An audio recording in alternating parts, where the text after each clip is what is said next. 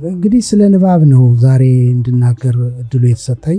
የንባብ ጥቅም፣ ንባብ ለምን እናነባለን፣ እንዴት ነው የምናነበው፣ ምንድን ነው የምናነበው የሚለውን ሀሳብ ለማካፈል ነው። ከዛ በፊት ግን ወንድሞች እናቶች በደንብ እንድትረዱ የምፈልገው አሁን የስነ ጽሁፍ ምሽቶች፣ ስነ ጽሁፍ፣ ስለ መጻሕፍት የተለያዩ መርሃ ግብሮች ይካሄዳሉ። እንደው እውነት ለመናገርም እንደ ፋሽን ይመስላል። እዚህ ቦታ ስነ ጽሁፍ ምሽት ተዘጋጅቷል፣ እዛ ተዘጋጅቷል። ግን በኦርቶዶክስ ባህል፣ በኦርቶዶክስ ቤተ ክርስቲያን መጻሕፍት ከጥንት ጀምሮ ልዩ ክብር አላቸው። ለእኛ አዲስ አይደለም። አዲስ ባህል፣ አዲስ ፋሽን የምናመጣው አይደለም። የኢትዮጵያን ቤተ ክርስቲያን እጅግ ላቅ አድርጎ ውብ ከሚያደርገው ነገር ውስጥ ብዙ ምክንያቶች ይኖራሉ። ልዩ ዜማ መኖሩ፣ የምናኔ ህይወት፣ የቅድስና የተጋድሎ ህይወት እንዳለ ሆኖ አባቶቻችን ለመጻሕፍት ከነበራቸው ፍቅር ነው ትልቁ የቤተ ክርስቲያኗ ጥንካሬ የመነጨው። የኢትዮጵያ ቤተ ክርስቲያን ብቻ ሳይሆን በዓለም አቀፍ ያሉ ኦርቶዶክሳውያን ለየት የሚያደርጋቸው ለመጻሕፍት ያላቸው ክብር ነው። አባቶቻችን የእውቀታቸውና የእምነታቸው ምንጭ የአባቶቻችን ስንል ፎር ማዘርስ የምንላቸው በብዙ ዘመን በብዙ መቶ ዓመት ከኛ የሚቀድሙትን በኦርቶዶክስ ሃይማኖት የኖሩትን በሙሉ ነው። ትምህርታቸው እና እምነታቸው የመነጨው እንደ ዛሬው እንደኛ የሚያቆላምጥ ስብከት ተሰብኮ አይደለም፣ ወይም ቃላት በመደርደር በጣም ደስ የሚሉ ጣፋጭ ሰባኪያን ኑሯቸው አይደለም። ከመጻሕፍት ነው የተረዱት።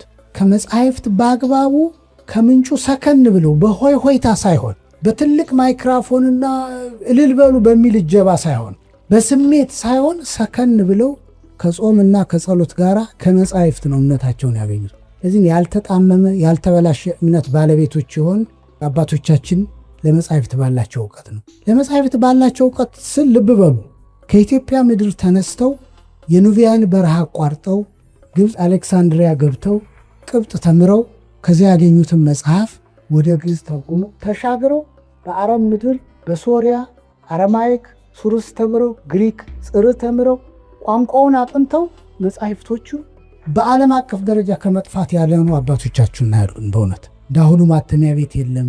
የተረዱትን ያወቁትን ዕድሜ ዘመናቸውን አሳልፈው ማለት ነው። ምንም ኑሮና ዓለም ሳያምራቸው በእግር ተጉዘው በነፋስ ጀልባ ተጉዘው ገብተው ቋንቋ አጥንተው መጻሕፍቶቹን ይዘው ከመጡ በኋላ ብራና ፍቀው ቀለም በጥብጠው ሰኔል እየሰሩ ሰኔል እየሸጡ ለባላገሩ ምንጣፍ እነሱ የፍየልና የቆዳ ሌጦ ወስደው ጽፈው መጻሕፍትን ያቆዩልን። ለመጽሐፈ ሄኖክ ብንል በዓለም ደረጃ የጠፉትን አሁን ዓለም ከሙት ባህር ውስጥ አገኘው ብሎ የሚደነቅባቸው ብዙዎቹን ስክሪፕት የምንላቸው ያተረፉት አባቶቻችን ለመጻሕፍት ካላቸው እውቀት የተነሳ። የኢትዮጵያ ቤተክርስቲያንን ሊቃውንት ያክል በዓለም አቀፍ ደረጃ እኔ ነኝ ያለ ላይብረሪ ያቋቋመ ሁሉንም ስላየ ነው ማለት ነው። ከነሱ ጋር ሊወዳደር አይችልም። በእውነት ማንም ሰው የኔ ፕሮፌሰር የዶክትሬት ዲግሪን ጨርሼ ስመረቅ በቤተ ክርስቲያን ዙሪያ ስለነበር የሰራሁት የምሰራው ምርምር ለማየት መጥቶ ነበር እና የኔ ታስናቀው መላከ ሕይወት ታስናቀው የሚባሉ የድጓ መምህር አሉ ደቡብ ጎንደር ውስጥ እና እሳቸው ቤት ተስተናግደን ነበር።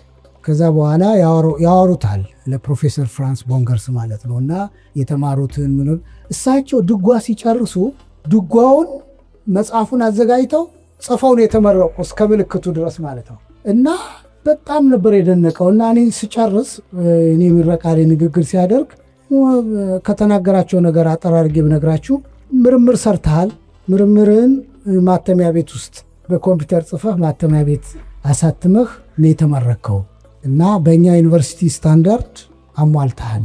ግን በሀገራችሁ ባየሁት ነገር የራሳቸውን መጽሐፍ የሚሰሩ ሊቃውንት ያሉበት ሀገር ስለሆነ ከኛ ጋር ብጨርስም እዛ ብዙ ስራ ያለህ ይመስለኛል ነው ያለኝ። እውነቱንም ነው። እና በጣም የነዛ ልጆች ነን እኛ። መጽሐፍትን በአግባቡ የሚረዱ ሳይሆኑ መጽሐፍትን የሚፈጥሩ ሊቃውንት ልጆች ነን ኦርቶዶክሳውያን ስንል ትምክህት አይደለም፣ የእውነት ነው። ብዙ ቅዳሴውን ወደ 14 17 ቅዳሴ ብንቆጥር ሰዓታቱን ብንቆጥር ሁሉንም በሀገር ውስጥ እስከ ውጭ ሀገር ድረስ ጥንቅቅ አድርገው ተምረው ተርጉመው መጽሐፍት አሰናጅተው የሰጡን ልጆች ነን እኛ። ስለ መጽሐፍ ቅዱስ ስናወራ አንዳንድ ጊዜ አሁንም የሌላ ክብር መንካት አያስፈልገንም። ግን ለምሳሌ የመናፍቃንን መጽሐፍ ቅዱስ አይታችሁት ከሆነ የሆነ ቦታ ላይ በሃይላይተር የተሰመረበት ነው። አጋጥሟቸው ያውቃል? ብዙ ቦታ በሃይላይተር የተሰመረ ሙሉን የማንበብ ፍላጎትም ኢንተረስትም የለም። ለዛች ለዋናው ዓላማ የምትፈልገውን ብቻ ቆንጽሎ አንብቦ በቃ አለቅ። በእኛ ቤተ ክርስቲያን ግን ሐዲሳት ተብሎ ተቆጥሮ ብሉያት ተብሎ ተቆጥሮ 20 ዓመት ፈጅቶ 25 ዓመት ፈጅቶ ነው አንድ ሰው መጻሕፍትን ያውቃል የሚባለው።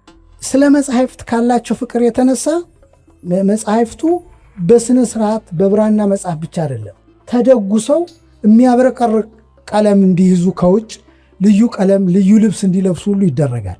አስተውላችሁ ታውቃላችሁ ይሄን ሁሉ እና ለመጻሕፍቱ ካላ በቅርቡ እግሬ ብዙ ዘዋሪ ስለሆነ አንድ ትልቅ ሩቅ ቦታ ሂጄ ነበር በሀገራችን ሰሜን ውስጥ ማለት ነው። እና እዛ ቤተክርስቲያን ውስጥ አንድ ዕቃ የሚጠብቁ መነኩሴ ያሉ በጣም ልብሳቸው በጣም የቆሸሸ ምናምን ነው። እና እኔ ስደርስ መጻሕፍት እየደጎሱ ነበር። በጣም የገረመኝ መጻሕፍቶቹን የሚደጉሱበት ከላይ የሚያረው በጣም የሚያብረቀርቅ የግሪክ ጨርቅ ነው፣ ያምራል በጣም። እና እሳቸው ግን የለበሱት በጣም የተቀዳደደ ልብስ ነው። ለመጻሕፍቱ ግን ያንን የሚያምር ጨርቅ ማን እንደሰጣቸው አላውቅም። እና መጠየቅ ደስ ስለሚለኝ አባ ደህና ኖት ወይ ወሬ ጀመርን። በጣም ያምራል እሱ ልብስ አልኳቸው። አዎ ግን እንደው የተወሰነችውን ለራስዎ ቢያረጉ ቢለብሱት ከመጽሐፍቱና ምንድን ነበር ያሉኝ? እዚህ መጽሐፍት ውስጥ የእግዚአብሔርና የቅዱሳን መንፈስ አለ፣ እኔ ውስጥ ግን ያ የለም። ስለዚህ ያ ልብስ የሚያስፈልገው ለዚህ መጽሐፍት ነው። አያችሁ ያላችሁን ክብር ማለት መጽሐፍት በኦርቶዶክስ ሃይማኖት ውስጥ የእምነታችን ትልቁ ምንጭ እና ሳይቋረጥ እንዲቀጥል የሚያደርገው ነገር ቢኖር መጽሐፍት ናቸው። አሁን እዚህ ጊዜው ስለማይመች ነው እንጂ አንድ ኤክሰርሳይዝ ባሰራችሁ እዚህ ጋር ያሉትን ለዚህ በቃል የሆነ ቃል ብነግረው እና በጆሮ ነው የምነግረው ለሚቀጥለው ሰው ንገር ብዬ እስከዛ ድረስ ብደርስ መጨረሻ ላይ የማደገኘው ቃላት በጣም የተለየ ቃላት ነው የሚሆነው። በቃል ሲተላለፍ ብዙ ችግር ይገጥመዋል። በጽሁፍ ግን በዛ በኩል ብሰጥ በጽሁፍ የሰጠሁት እያነበበ ስለሆነ ማግኘቱ አይቀርም። እና በኢትዮጵያ ቤተክርስቲያን መጻሕፍት ትልቅ ክብር አላቸው፣ ትልቅ ዋጋ አላቸው። ዋጋም ስላላቸው ማንበብ ብቻ አይደለም እንሳለማቸዋል። አይደለም የነዛ ልጆች እኮ ነን እኛ። ማንበብ ብቻ እንሳለማቸው። ሌላው ቀርቶ በድሮ ዘመን በጣም ይገርማል። ገድላትን ድርሳናትን ስታነቡ መዝጊያው ላይ ወይ መጀመሪያው ላይ የቻለ ይህን ገድል ምን ያደርጋል? ይጽፋል፣ ኮፒውም ማለት ነው። ያልቻለ ያልተማረ ከሆነ ደግሞ ምን ያደርጋል? ከፍሎ ያጽፋል። መጽሐፍም ማጻፍም ያልቻለ ደግሞ ሲነበብ ምን ያደርጋል? ያዳምጣል። ወይ ያነባል ወይ ሲነበብ ያዳምጣል። ሰው እንዴት አራቱንም ያጣል? አሁን አንጽፍ፣ አናጽፍ፣ አናነብ፣ ሲነበብ አናዳምጥ። ከማን ጋር? እግዚአብሔር ጋር እንዴት እንገናኝ ታዲያ? እንደ ሙሴ መጥቶ በደመና ሊያናግረን ነው? መጥቶስ ቢያናግረን እኛ እኮ ዋር ቢዚ አለ ፌስቡክ ላይ ሁሉም እኮ። ስለዚህ አዲስ ነገር የለውም ለማለት ያክል ነው። እንደ አዲስ ፋሽን እያወራን አይደለም። ለእኛ ኦርቶዶክሳውያን መጻሕፍት የእምነታችን ምንጭ ከዋኖቻችን ጋር የምንገናኝበት ስለሆነ ነው። እንግዲህ ይህን ካልኩ ወደ ዋናው ነጥብ ልምጣና መጻሕፍት ትልቁ ጥቅማቸው ከብዙ ዘመን ጋር ከነበሩ ሰዎች ያለ ዘመናችን እንድንኖር እድል ይሰጡልናል። ለምሳሌ ስለ ትንቢተ ኢሳይያስ ስናነብ ኢሳይያስ ከነበረበት ከክርስቶስ ከመወለዱ በፊት 600 ዓመት አካባቢ የነበረ ሰው ነው። መዝሙረ ዳዊት ኦልሞስት ከ1000 ዓመት በፊት የነበረ ነው። ግን አሁን የሚሰማንን ያክል የዳዊትን ለቅሶ እናለቅሳለን፣ የዳዊትን ምስጋና እናመሰግናለን። ከዳዊት ጋር አብሮ የሚያቆመን ከቅዱሳኑ ጋር አብሮ የሚያቆመን መጻሕፍት ናቸው። ያለ መጻሕፍት ክርስቲያን ምን ተስፋ አለው? በእውነቱ ውዳሴ ማርያም እኮ ስናነብ በአእምሯችን የሚመጣው ኤፍሬም ሶርያዊ ያንን ሲል እመቤታችን እየመጣች ወድ ሰኒ ትለው ነበር የሚለው እኮ ነው። አይደለም እንዴ? አብረን እኮ ነው ያለ ነው እዛ ሰዓት ላይ። የመጻሕፍት ትልቁ ነገር ባልነበርንበት ዘመን ከማናቀው ሰው ጋር ቅዱስ ጋር አብሮ ያገናኛል። ትልቁ ጸጋ ይሄ ነው። ስለዚህ ለሙሴ የተናገረውን የእግዚአብሔርን ቃል ዘመኑ ላይ ሆነን እንደሰማን እናምናለን። መጻሕፍት ያንን እድል ይሰጡናል። እምነታችን ደግሞ አብረን እንድንሆን ያደርገናል ማለት ነው። የተራራውን ስብከት እኮ አሁን ሁነን እንሰማለን። ልክ ተራራው ላይ እንደነበር ከገሊላ ባህር ከፍ ብለን እንዳለን የሚሰማን ስለተጻፈ ነው። ስለዚህ መጻሕፍት ያልነበርንበትን ዘመን ያልኖርነውን ሕይወት እንደምናገኝ አድርገው የሚሰጡ ትልቅ ተስፋ ናቸው። እኛ እግዚአብሔርን በጸሎት እናነጋግራለን፣ እግዚአብሔር ደግሞ እኛን በመጻሕፍቱ ያናግረናል። ስለዚህ መጻሕፍት ይህንን መሰረታዊ ነጥብ ካላቸው የምናነብበት መንገድ የመጀመሪያ ደረጃ መጻሕፍት ስንል መንፈሳዊ ሊሆኑ ይችላሉ፣ የእውቀት መጻሕፍት ሊሆኑ ይችላሉ፣ የሞራል መጻሕፍት ሊሆኑ ይችላሉ፣ ህሊናን ዘና የሚያደርጉ ሊሆን ይችላሉ። ዞሮ መረጃ ለማግኘት እናነባለን። መረጃ በጽሁፍ ሲሆንና በቃል ሲሆን በጣም ብዙ ልዩነት አለው። በቃል ሲሆን ቅድም እንዳልኩት ሰውየው ይጨምርበታል ወይም በተረዳው መንገድ ስለሚያቀርበው ትክክለኛ መረጃ የሚባለው በመጽሐፍት ውስጥ ያለ የተጻፈ ነገር ነው፣ የተነገረ ነገር አይደለም። ስለዚህ መረጃ ለማግኘት ከመጽሐፍት እንሄዳለን። በመጽሐፍት ያልሆነ መረጃ ወሬ ይባላል። በወሬና በመረጃ መካከል ያለው ልዩነት መረጃ የተጻፈ ነው፣ ወሬ ደግሞ በሰው አፍ ያለ ነው። ወደቀ ሲባል ምን ይባላል? ተሰበረ የሚለው ነው። አቶ ከሌ እኮ ወደቀ፣ ያኛው ሰውዬን አቶ ከሌማ ወድቆ ተሰበረ። ከዚያኛው ይቀጥል አቶ ከሌማ ወድቆ ተሰብሮ እንጃ ሳይሞት አይቀርም። ከዚያኛው ቀጥሎ ደግሞ ሙቷል የሚል ይቀጥልበታል ማለት ነው። በጽሁፍ ውስጥ ግን እንደዚህ አይነት ነገር የለም። በሀገራችን ውስጥ በጣም ችግር የፈጠረብን ነገር በፊት ከነበረን የመንግስትም ሐሳብ ወይም ዜና የምንበለው በጋዜጦች ተጽፎ ታትሞ ይወጣል። አሁን ያ ሁሉ ቀረና በማህበራዊ ሚዲያ በሚሽከረከር ስለሆነ ወሬ ይሁን መረጃ ይሁን አናውቅ። አንዳንዱ ሰው ወሬና መረጃ ለይቶ ያውቅ፣ የሰማውን ነገር ልክ እንደሆነ አድርጎ ለሌላው ይናገራል። ስለዚህ አንደኛው መረጃ ነው። ሁለተኛ አዲስ ነገር ለማወቅ አዲስ ነገር ለመረዳት ከፈለግ በመጽሐፍት በኋላ መጣበታለሁ። ማንን ነው የምናነብ ነው። መጽሐፍት ጥቅማቸው እዛ ውስጥ ያገኘነው መረጃ ባለቤት ኑሮት ኢዲተር ኑሮት ስለሚወጡ የመረጃ እውነተኛነቱን በትክክል ታረጋግጣላችሁ። ለምሳሌ ጎግል አድርጋችሁ ሞክሩ። አሁን ብዙ ሰው ዛሬ እንደውም ትልልቅ ባለሙያዎችም ይሳሳታሉ። አሁን ጎግል ውስጥ ገብቼ የሆነ ነገር ታይፕ ባደር በጣም በርካታ መረጃ ይመጣልኛል። አንድ መረጃ እንገራችሁ። ካሮት ሁላችሁ ታውቃላችሁ። ካሮት ጉግል ብታረጉ እና ብታነቡ ለአይን ጠቃሚ ነው የሚል ጽሁፍ ታገኛላችሁ። ለአይን ደግሞ አይጠቅምም የሚል ጽሁፍ ደግሞ ታገኛላችሁ። ባለቤቱ አይታወቅም። መጽሐፍት ግን ፐብሊሸር አላቸው፣ ኤዲተር አላቸው፣ ተጠያቂነት አላቸው። ለዚህ ነው በቤተ ክርስቲያናችን አሁን መጽሐፍት የት ገዳም እንደተጻፈ በማን መምህር እንደተጻፈ ማን እንዳጻፈው በጥንቅቅ ተብሎ ነው። በዘመናዊም ዓለም እንደዛው ነው። ፐብሊሸር አለው፣ ኤዲተር አለው፣ ኦተር አለው።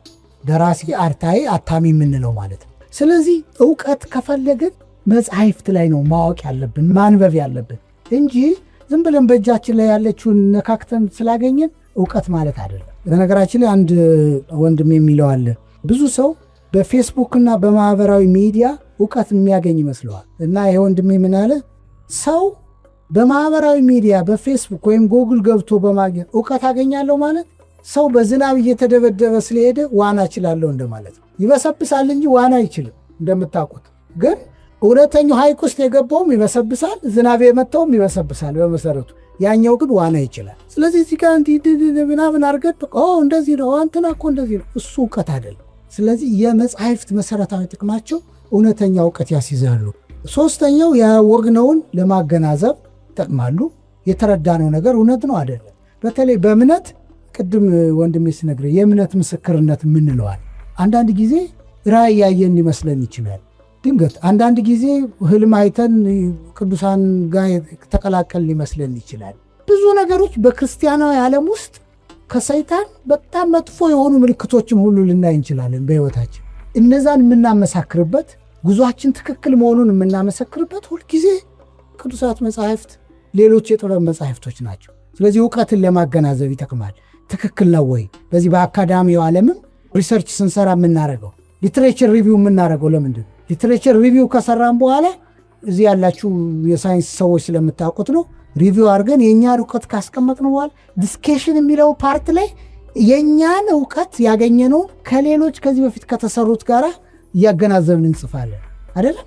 ዲስኬሽን ፓርት የምንለው ማለት ያ ማገናዘቢያ ነው። ኦኬ እነከሌ እንዲህ አግኝተው ነበር፣ እኔ ደግሞ እንደዚህ አግኝቻለሁ፣ ልዩነቱ እንዲህ ስለሆነው የሚል የሳይንስ ዓለም ይጠይቃል። ያ ማገናዘቢያ ይባላል። በሃይማኖትም ዓለም እንደዛ ትክክል ነኝ ወይ? ህይወቴ ቅድመ ጋብቻ እያደረግኩት ያለው ነገር ትክክል ነው ወይ? ከጋብቻ በኋላ ኑሮዬ በትክክል እየኖርኩ ነው ወይ? ፍቅር ስላለ ብቻ አይደለም። በነገራችን ላይ ክርስትና አሕዛብም ውስጥ እኮ ይዋደዳሉ አይደለም?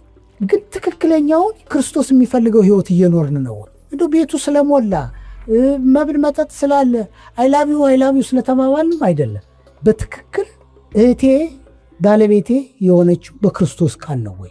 በክርስቶስ ህይወት ነው ወይ እየኖርን ያለው ነው ወይስ በመብላት በመጠጣት የተመሰረተ ነው? እነዚህ በሙሉ ከንባብ የሚመነጩ ነገሮች ናቸው። ሌላው እንግዲህ አእምሮን ለማሳደግ የሰው ልጅ የማያቋርጥ የሰው ልጅ ጅምር ህንፃ የሚጠናቀቀው በምድር ያለውን ጉዞ ጨርሶ ክርስቶስ ፊት ሲቆም ብቻ። እስከዛ ድረስ የማያቋርጥ እድገት አለ የሰው ልጅ። እናድጋለን፣ አካላችን ያድጋል። እድገቱ ወደ መጉበጥ፣ ጥርስ ወደ ማርገፍ ሊሆን ይችላል። ግን ምንም ግን እድገት አለ። ልክ እንደዛ ሁሉ አእምራችንም ማደግ ይፈልጋል፣ ማደግም አለበት። የማያድግ ከሆነ ግን የነበረ እውቀትም እያለቀ በነገራችን ላይ እውቀት በየዓመቱ ማንጨምር ከሆነ በዓመት 20% የነበረን እናጣለን ይባላል።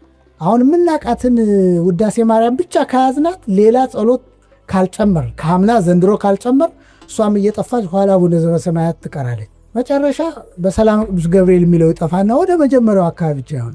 በሃይማኖት ዓለም ውስጥ የማያቋርጥ እድገት ከሌለን ሰይጣን ያለውን ይወስደዋል። በአካዳሚውም ዓለም እንደዛው ሰዎች የማያቋርጥ እድገት ሊኖራቸው ይገባል።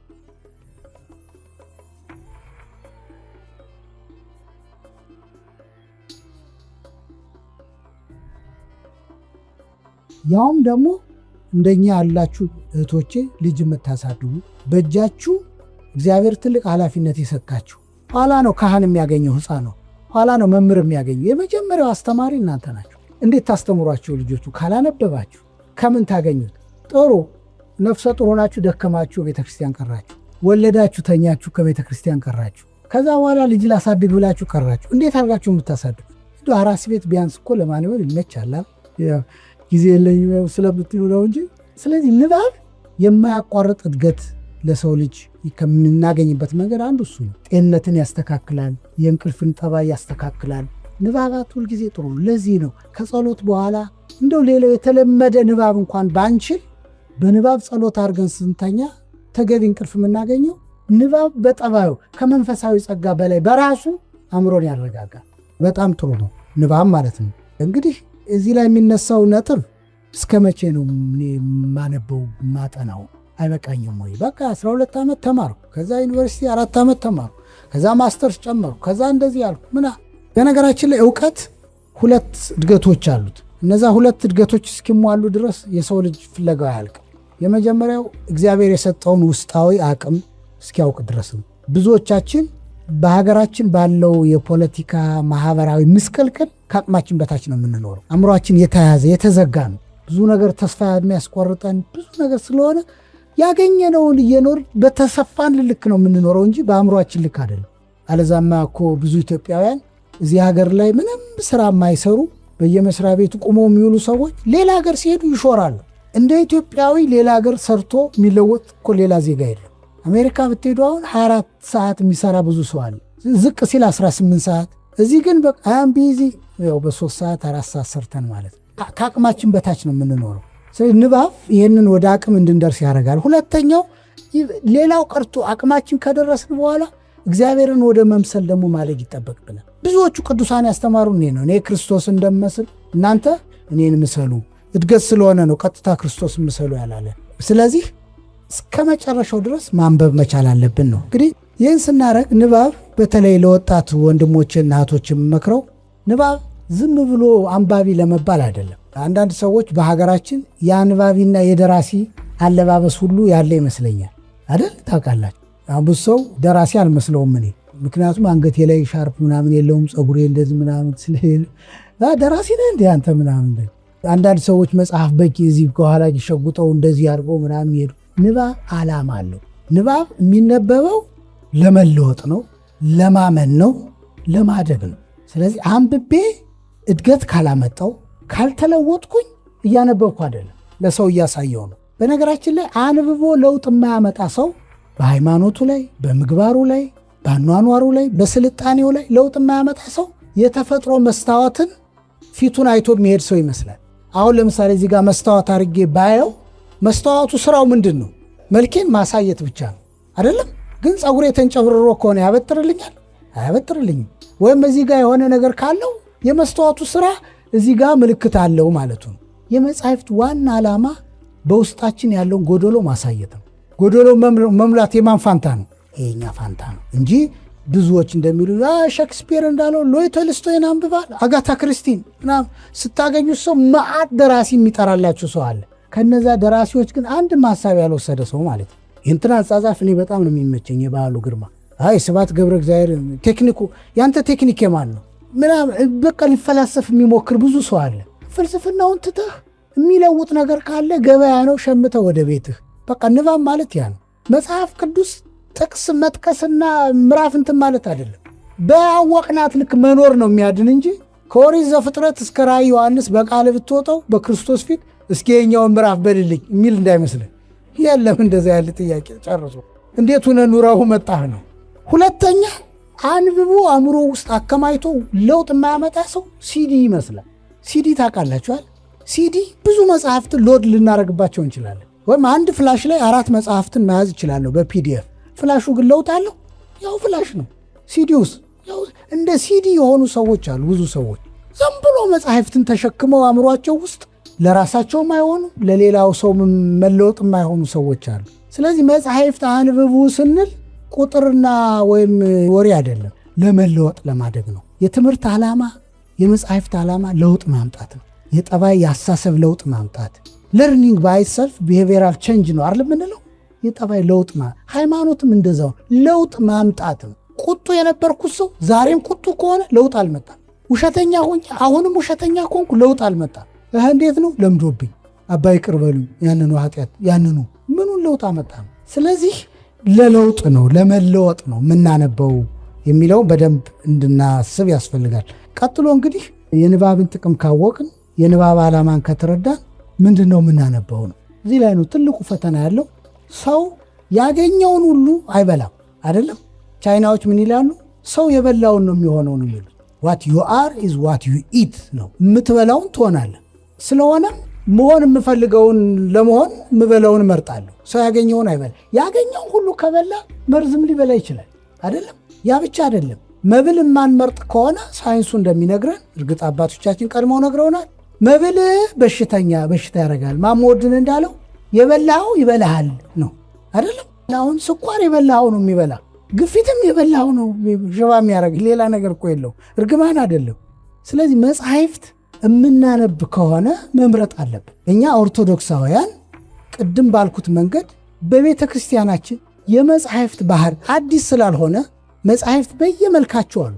ድርሳናት ተብለው፣ ገርል ተብለው፣ የአእምሮ ማንቂያ ተብለው፣ የሊቃውንት መጽሐፍ ተብለው፣ ብሉያት ተብለው፣ ሐዲሳት ተብለው ተቀምጠዋል በአግባቡ።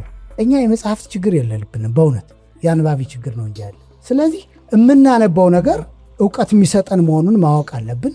ለእምነታችን ለምናውቀው እውቀት ማገናዘቢያ መሆኑን ማወቅ አለብን። ለአእምሯችን ረፍት የሚሰጥ መሆን አለበት። ሞራላችን የሚገነባ መሆን፣ ሞራላችን የሚያረክስ መሆን የለበትም። አንዳንድ ጊዜ ለሳቅ ብለን የምናነባቸው ሊኖሩ ይችላል ምናምን የምንለው፣ ግን አንዳንድ ጊዜ የምንስቀው በራሳችን ሞራል በእምነታችን ላይ ሊሆን ይችላል።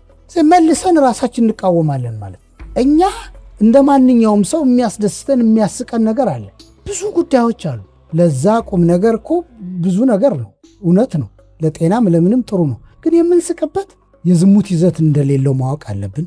የምንስቀው የሰውን ክብር የሚነካ አለመሆኑን መረዳት አለብን። በአጠቃላይ ማህበራዊ ህይወታችን የሚያናጋ መሆኑን መመርመር አለብን።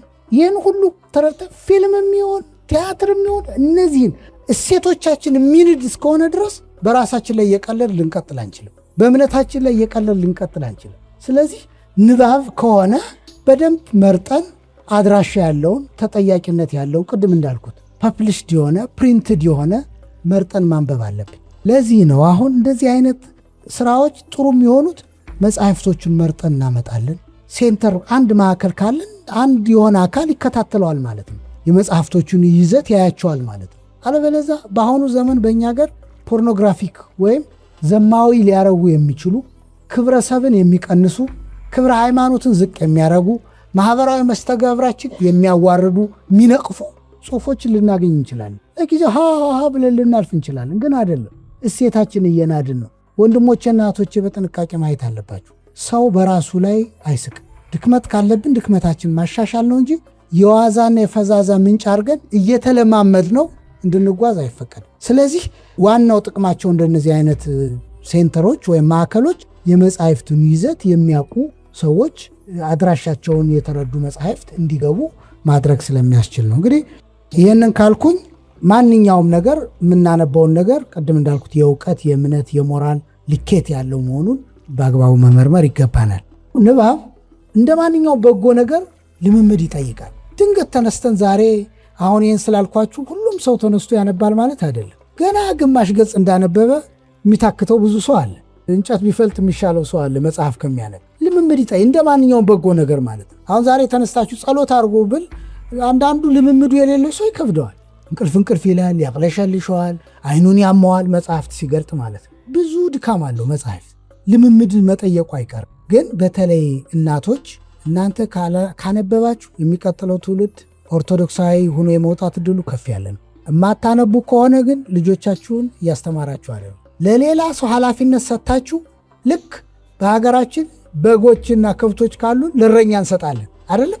በትንሽ ብር እንቀጥርና ያረኛ እንደሆነ አርጎ አውሎ ያመጣልናል። ዋናው ስንመጡ ስንት በግ ገባ? 20 በግ ነው። 20 በግ መግባቱ ነው። እንዴት እንደዋሉ ምን ዋናው አስተማሪዋ እናቱ ናት። የብዙዎቹ ሊቃውንት እኔ አንድ እንደ ትንሽ የሪሰርች ለማድረግ ሞክሬ ነበር።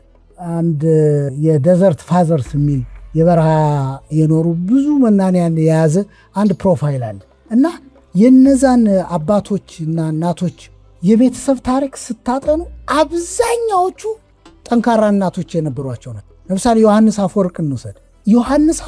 ዮሐንስ አፈወርቅ ያደረገችው እናቱ ነው። ብዙዎቹ ሊቃውንት ጠንካራ እናትና አባት የነበራቸው ናቸው። ከዝም ብሎ ከሆነ ቤተሰብ ውስጥ የወጣ ብዙም ቅዱስ አላየው። በሀገራችን አቡነ ተክለ ሃይማኖትን ብትወስዱ የእውነት ቅዱሳን እናትና አባት ያወጧቸው ናቸው። ምክንያቱም በለስ ነው። ከኩርንችት በለስ ይለቀማል? አይለቀም። ስለዚህ እናቶች የማንበብ ልምድ ካላችሁ የመጀመሪያውን ትክክለኛ ኦርቶዶክስ ትምህርት የምትሰጧቸው እናንተ ናቸው። እንዲሁ በሀገራችን እኮ አንዳንዱ በጎ ልምድ መውሰድ ጥሩ ነው። ፈረንጆች ልጆቻቸውን ሲያስተኙ ጅቡ መጣብህ ምናምን አይሉ። አሁን እኛ በቃ ጅቡ መጣ ምናምን የቀበሮ ጮቱ ምናምን በቃ ልጁ ተሳቆ ምን ሲያይ እንደሚያድር እንግዲህ አላውቅም። አለዛ ደግሞ ትተኛ ነው ተኛ እንግዲህ ምናምን ከስር ግን ጥሩ መጽሐፍትን አንብበላቸው ቢተኙ የቅዱሳንን ታሪክ ማን ያንብበው? ድክም ይለናል። እኛም ራሱ ልጆቹ እንዴት ሆኖ ይደጉታል? ምን ሰምቶ ይደጉ? ስለ ጅብና ቀበሮ እየሰማ ያደገ ልጅ ራሱ ጅብና ቀበሮ ቢሆን ምን ስተታል አይደለም። እና አንደኛው ነገር ልምምድ ማድረግ በጣም ጥሩ። ስትለማመዱት ዋና ስራችሁ ይሆናል። አሁን ጸሎት በሌሊት ተነስቶ ጸሎት ማድረግ የለመደ ሰው ቅር ይለዋል ራሱ ሳያደርገው ሲቀር። ጥሩ ነገሮች እስኪጀመሩ ነው የሚያስቸግሩ። ከተጀመሩ በኋላ ልምድ ነው። አሁን ለምሳሌ እኔ በምንም ተአምር 1 ገጽ 2 ገጽ ካላነበብኩ እንቅልፍ አይወስደኝ። በቃ መተኛት አልችልም፣ ግዴታዬ ነው። ስለዚህ ያቺ ልምድ ስለሆነች አነባለሁ። እንዴት ደስ ይላል ደግሞ ከሆነ ዘመን ጋር ከነበረ ቅዱስ ጋራ ወይ አንድ ሊቅ ጋራ ተነጋግረህ በሰላም እደር ብለህ መተኛት እንዴት ጥሩ ነው። ከማንም ነዝናዛ ጋር ሲነዛነዙ ውሎ ራሱ ከመተኛት በእውነት ስንቱ ጋር ነው የምንውለው። ግን የመጨረሻዋን ያችን መልካም ነገር አንብቦ ሰላማዊ ሌሊት ማድረግ ይቻላል። ሁለተኛው ንባብ በተለይ በኦርቶዶክስ ባህል የምናነባውን ሁሉ ላንረዳው እንችላለን። ስለ ንባብ እገዛ ይጠይቃል። ለዚህ ነው እናነባለን። ካነበብን በኋላ ያልገባንን ይዘን ሊቃውንቱ ጋር የኔታ እንዲህ ማለት ምን ማለት ነው? ምክንያቱም ብዙዎቹ መጻሕፍት ነፍሰ ጡር ናቸው። ከውስጣቸው ብዙ ምስጢር አላቸው። የሚያዋልድ የሚያገላግል ይፈልጋሉ እና ያን ጊዜ አባቶቻችን ያስረዱናል። አንድም እንዲህ ማለት ነው። እንግዲህ አንድምታ ሁሉ የመጣው መጻሕፍቶቹ ከብዙ አንግል ተተርጉሞ ተመሳክረው ስለመጡ ኮንቴክስት ይኖራቸዋል። ለዚህ ነው አንድም እየተባለ። ስለዚህ ካነበብን ከሊቃውንቱ ጋርም ለመነጋገር በጣም ያግዛል፣ ለማስተማርም ይቀላቸዋል። አሁን አንድ የንስሐ አባት ቤት ሲመጣ እናንተ የንስሐ ልጆች ናችሁ፣ አንብባችሁ ጥያቄያችሁን ይዛችሁ ብታይቁ ለካህኑ ቀላል ይሆናል። የንታ እንዲህ አውቄያለሁ፣ እንዲህ አንብቤያለሁ፣ ግን እዚህ ላይ አልገባኝም፣ እንዴት ባረግ ይሻላል? ካህኑ ለመምራት ይመቸዋል። ግን በቃ ጥሩ ጠላና ጥሩ እንጀራ ጠምቀን ነው የምንጠብቅ። ምን ይበል ካህኑ? ብዙ ነገር እዚህ ውስጥ አለ። አንዱን ሲያነሳ አንዱን ሲጥር፣ እንግዲህ የዘብዛባ ጀመሩ እንግዲህ ምናምን መያዣ መጨበጫ ራሱ ያጣሉ ሊቃውንቱ። ምክንያቱም እውቀት ብዙ ሲሆን ለሰው ሰፍሮ ለመስጠት በጣም ያስቸግራል። በጣም ከባዱ ከአንድ ጋን ላይ ያለን ወይነ ጠጅ በብርጭቆ ለመስጠት እኮ ሌላ እንደገና ትንሽ መቀነሻ ያስፈልጋል። አለዛ ሁሉም እንዲየጠለቀ ከገባው ተበላሸ ማለት ነው። ስለዚህ ምዕመናን ሊቃውንቱን የምናግዘው ትንሽ እኛ ከፍ ስንል ለመቅዳትም ይመቻል ማለት ነው። እና በአጠቃላይ ንባብ እገዛ ይጠይቃል፣ ልምምድ ይጠይቃል። እባካችሁ ተለማመዱ፣ እንለማመድ። ዝም ብለን እንደ ደናቁር ማንም በሬ ወለደ በሚነግረን ነገር አሁን እኮ የማንበብ ልምዳችን ሙሉ ለሙሉ ስለሞተ አይታችሁ ከሆነ ቢሮ አካባቢ ብትሄዱ ምሳሌ እዚህ ጋር መጸዳጃ ቤት ይላል አይደል? ተጽፏል። መጸዳጃ ቤት ነው አይደል ይላል። አምነውም ራሱ ያኔ የተጻፈውም ማለት ነው። ምንም አይታችሁ ከሆነ ወይም የሆነ አቅጣጫ አሁን እኔ ወደ አዲስ አበባ ሲሄድ አሁን መንገዱ በስነ ስርዓት ተጽፏል። የት ቦታ ወደ ቢሾፍቱ መውጣት እንዳለብኝ፣ የት ቦታ ሞጆ፣ በአማርኛ በእንግሊዝኛ በኦሮምኛ ኤግዚት ምና። ግን ሰው ካልጠየቀ በዚህ ነው መንገዱ ወደ ቢሾፍቱ እያለ አቁሞ ቢሾፍቱ በዚህ ነው አይደለ? አዎ ካላለው በፍጹም አይሄድም። ከንባብ መልእክት ከመውሰድ በቃ ትውልዳችን ተቆራርጧል። ከሰው ነው የምናገኘው። ሰው ደግሞ በራሱ መልክ ቅድም እንዳልኳችሁ በራሱ አረዳድ መልእክት ያስተላልፋል። ይኸው የሚያባላን ምን የሚለን እኮ በተረዳው ልክ ነው። በተረዳው ልክ ይናገራል። የተረዳው ችግር ነው። ብዙ ችግር ውስጥ ገባን። እንግዲህ እግዚአብሔር እንደ ኦርቶዶክሳውያን አባቶቻችን መጻሕፍት ጋር የምንኖር መጻሕፍት ጋር ሚስጥር የምንካፈል ያርገን። መጀመር ብዙ ቦታ ይጀመራል፣ ግን አንድ ስራ ስንጀምር የእውነት እንዲሆን ማድረግ። ይህንን ለማለት ነው። ስለነበረን ጊዜ አምላካችን የተመሰገነ ይሁን። ቆየ